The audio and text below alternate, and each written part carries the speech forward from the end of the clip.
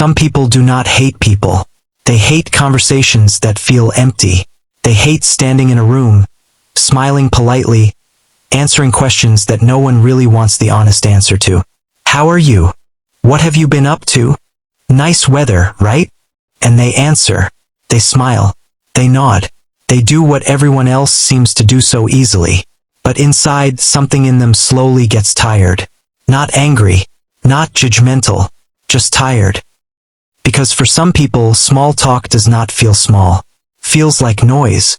It feels like spending emotional energy on words that do not go anywhere. It feels like being present in a conversation where nobody is actually present.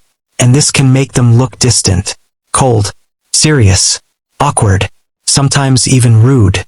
But often, the truth is much softer than that. They are not avoiding connection. They are avoiding the kind of interaction that does not feel like connection at all.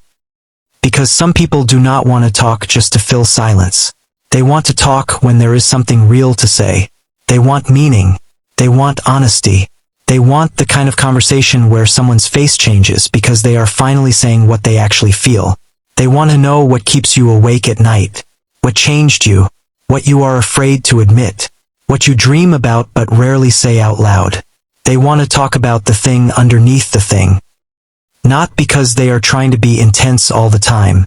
Not because they cannot relax. Not because they think they are smarter than everyone else. But because shallow conversation can feel strangely lonely to them. Sometimes the loneliest place for them is not an empty room. It is a room full of people talking, laughing, and exchanging words that never touch anything real. They can be surrounded by voices and still feel completely alone. Because nobody is actually being seen.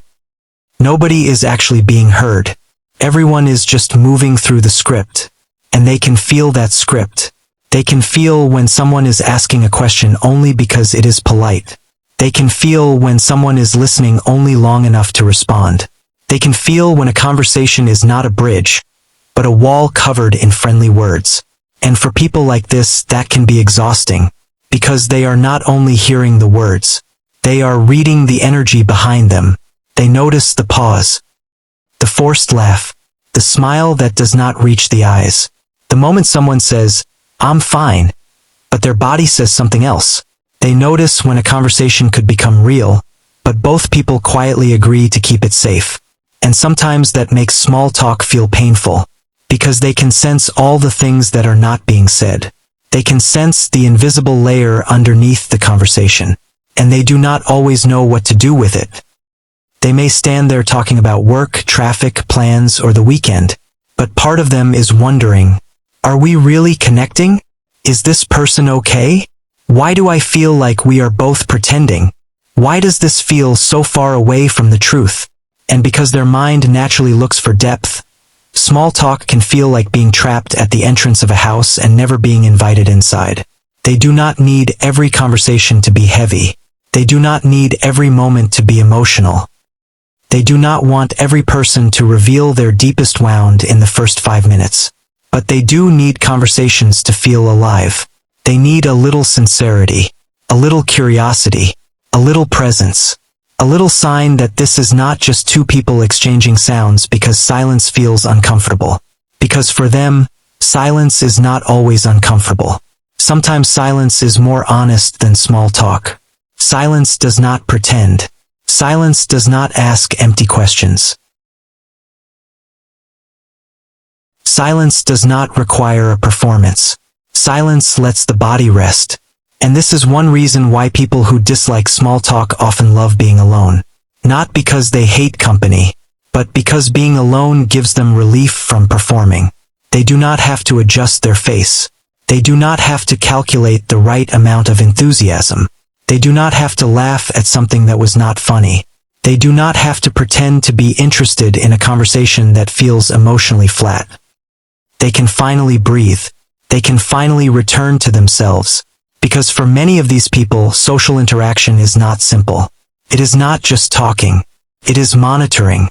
It is reading the room. It is choosing words carefully. It is trying not to seem too quiet. Trying not to seem too intense. Trying not to seem bored.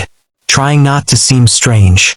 trying not to accidentally make someone uncomfortable by saying something too honest. So they learn to filter themselves. They learn to make their answers lighter, shorter, safer, more acceptable.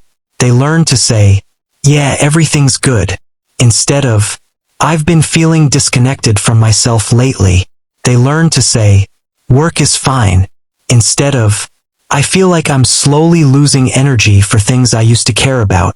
They learn to say, "Nothing much," instead of, "My mind has been carrying a lot, but I don't know who would actually want to hear it." And after years of doing this, small talk can start to feel like self-abandonment. Because every time they make themselves smaller to keep the conversation comfortable, some part of them disappears. Not completely, but quietly, piece by piece. They start to associate casual social settings with hiding. They start to feel like they are too much for normal conversation. Too deep, too sensitive, too quiet, too observant, too serious. So they either withdraw, or they perform. And both can be tiring. This is why some people can speak very well when the conversation is meaningful, but become strangely silent when the conversation is shallow. They are not bad at communication. They are bad at pretending.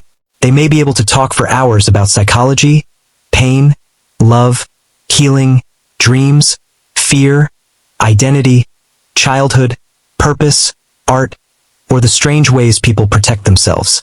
But ask them to casually chat about nothing for 20 minutes, and suddenly their mind goes blank. Not because they have no personality, but because their personality does not naturally live on the surface. It lives deeper, and the surface can feel like a place where they do not know how to stand. They may rehearse simple answers before social events. They may worry about awkward pauses. They may prepare themselves to sound more cheerful than they feel. They may leave a gathering and replay every conversation, wondering if they seemed rude, boring, distant, or weird. And this is the part many people do not see. They may look calm from the outside, but inside, they are often working very hard to appear normal, to appear easygoing, to appear socially smooth, to appear like small talk does not drain them. And sometimes they blame themselves for it. They wonder, why can't I just enjoy normal conversations? Why do I get tired so quickly? Why does everyone else seem to do this so easily? Why do I feel fake when I'm only trying to be polite? But maybe nothing is wrong with them. Maybe their mind is just built for depth. Maybe their nervous system does not relax around social performance. Maybe their energy is not meant to be spent on constant surface-level interaction. Maybe they are not antisocial. Maybe they are selectively social. There is a difference. Being antisocial means rejecting connection. Being selectively social means being careful about where your energy goes. And people who hate small talk are often very aware of energy. They know that one meaningful conversation can nourish them for days, and one shallow interaction can drain them in minutes. They know the difference between being with someone who makes them feel more like themselves, and being with someone who makes them feel like they have to act. They know that not all conversations are equal. Some conversations open you. Some conversations close you. Some people make your thoughts feel safe. Some people make your truth feel embarrassing. Some people make silence feel peaceful. Some people make silence feel like failure. And people who dislike small talk often long for the first kind of person. Someone who does not panic when the conversation gets real. Someone who does not need constant entertainment. Someone who can sit in quiet without filling every gap. Someone who asks questions and actually waits for the answer. Because deep down, they are not looking for dramatic conversations. They are looking for safe ones. They want to feel that there is room to exist without performing. Room to be thoughtful. Room to be quiet. Room to be honest. Room to say something imperfect. Room to say, I don't know how to explain this, but, and not be rushed, not be judged, not be laughed at, not be told they are overthinking. Because many people who hate small talk have been called too much in some way. Too quiet, too emotional, too intense, too sensitive, too serious, too analytical, too hard to read. So over time, they may start protecting their depth. They may only show it to people who have earned it. They may test conversations carefully. They may reveal one honest thought and watch how the other person responds. If the person laughs it off, changes the subject, or becomes uncomfortable, they retreat. Not because they are arrogant, but because they have learned that depth is vulnerable. And not everyone knows how to hold it. So they keep things light, even though lightness drains them. They stay polite, even though politeness feels lonely. They smile even though they are not fully there. And then people assume they are hard to know. But sometimes they are not hard to know. They are just tired of being misunderstood by people who never asked real questions. Maybe people who hate small talk are not rejecting social connection. Maybe they are grieving the lack of real connection. Maybe they are tired of conversations where everyone is speaking, but no one is revealing. Maybe they are tired of being told to just be more social, when what they actually need is to feel more emotionally safe. Because there is a kind of connection that does not drain them. There are people who make them come alive. With the right person, they are not quiet. With the right person, they are not cold. With the right person, they are not difficult. They become open, funny, curious, warm, expressive, sometimes even talkative. Because the issue was never that they had nothing to say. The issue was that they rarely felt invited to say what was real. And when they finally do, something changes. Their face softens. Their body relaxes. Their thoughts start moving freely. They stop calculating. They stop performing. They stop trying to be socially acceptable. They start being present. And that is what they were looking for all along. Not silence. Not isolation. Not distance. Presence. Real presence. The kind where two people are not just waiting for their turn to speak. The kind where someone listens with their whole attention. The kind where words do not have to be perfect to be understood. So if you are someone who hates small talk, maybe you do not need to shame yourself for it. Maybe you do not need to force yourself to become someone who enjoys every casual interaction. Maybe you can learn to see your need for depth not as a flaw, but as information. It tells you where your energy goes.